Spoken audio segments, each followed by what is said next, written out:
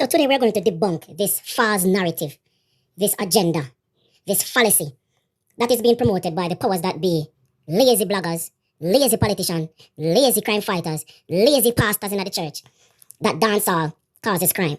No, if dancehall causes crime, then I can safely say that gospel music causes crime. Because me hear a lot of gospel song, marching Christian soldiers, marching onto war. Which war will we march go? And you see that question, which war will we march go? Them now march go no war because it's just a song. So you see, seem like it's just a song for the Christians, it's just a song for dancehall music. I haven't seen any Christian soldiers going to any war. Me not seen a religious war going to Jamaica where you see Christians are fight against Muslims or Rastaman, Christian Astabop Rastaman. Me not see nothing like that. So I don't know where to get this crisis from. I talk about dancehall causes crime, dancehall causes crime.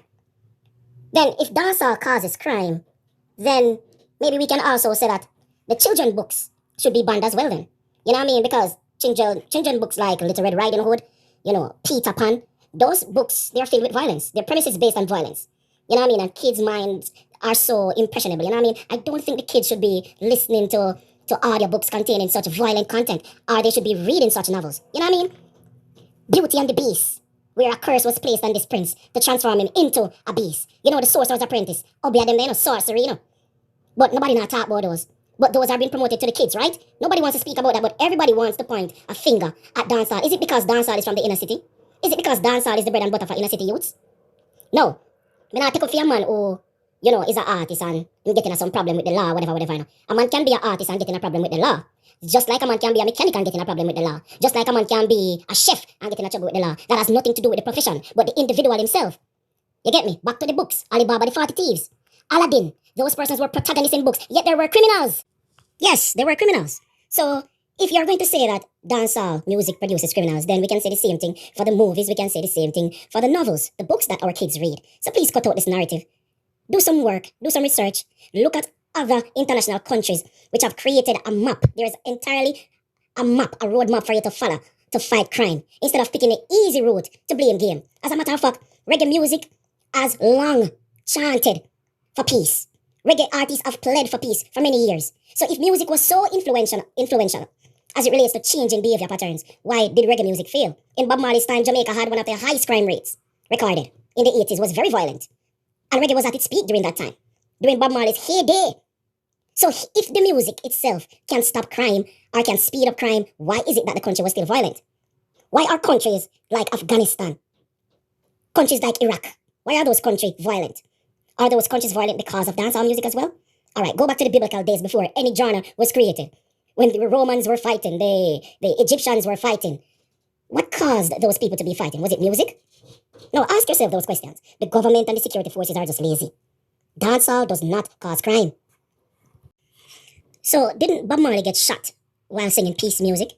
Didn't Peter Tosh die by the hands of the gunman? So, if the music within itself is such a powerful tool to stop crime and violence, why is it that those protagonists would be affected by crime and violence? Yet in that time, dancehall was not the dominant genre. Dancehall was not popular during that era.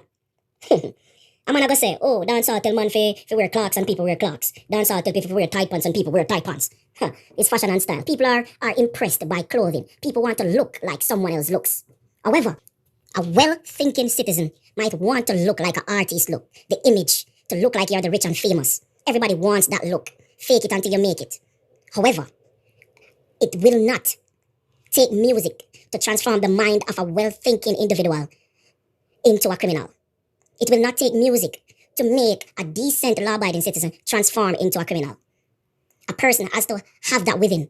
Whomever listens to a song and feels like, oh, I want to do a crime, that person would have done it without the music. If politicians in Jamaica want crime to end, they know exactly where to go. The criminals are safely sitting in their communities, in their constituencies. They know where to go. But the thing is, it's all politics. A man don't want to rake up in community and affect his prospective voters. A man don't want to rake up in community and knows that this is his stronghold to keep power. At the end of the day, if musicians are such powerful individuals that they can influence crime, and if politicians really care about their country so much, perhaps some of them should then step down and let artists run the country then. That would be the easier way to go, right? Since artists are the ones that are causing crime, step down and let them run the country. But you won't do that, will you? You won't do that. So there you go. That shows you that you know that artists are not the ones that are causing the crime. You, Mr. Jacket and Tie, You, Mr. Little Internet Blogger. No well-thinking individual will ever resort to a life of crime because they see it on TV or because they hear it in a song. Anybody who wants to be a criminal, they make a choice to do that, and not because of entertainment.